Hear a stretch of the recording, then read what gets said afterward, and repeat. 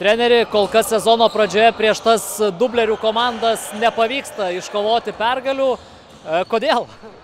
Paprasčiausiai, mes kažkiek nesusišnekam, aišku, jaunimas nėra blogas, ta prasme yra mėsos, yra didelių žmonių pataikantis, kaip pasakyti, o mes šiek tiek nesusišnekam gynybom, nors atrodo buvom susitarę, kad reikia komunikuoti gynyboje ir turim iš to, kad laisvai susimeta metimus.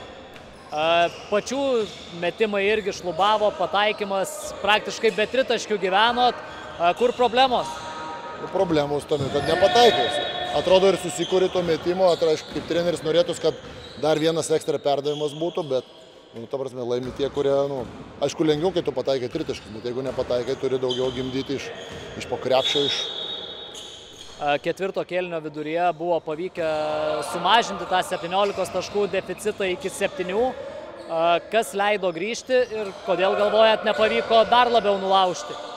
Tai mūsų visos rungtynės buvo, taip atrodo, pradžioje kaip ir gerai pirmas kėlinys, po to paleidžiam, pasyvėjam, lyg tai va, kaip vyručiai, kaip sakau, gynyboje susišnekam, vyksta komunikacija, puolime, viskas gerai, tik tais išsijungia ta komunikacija ir turim tą skirtumą, kur Žalgiris išnaudoja.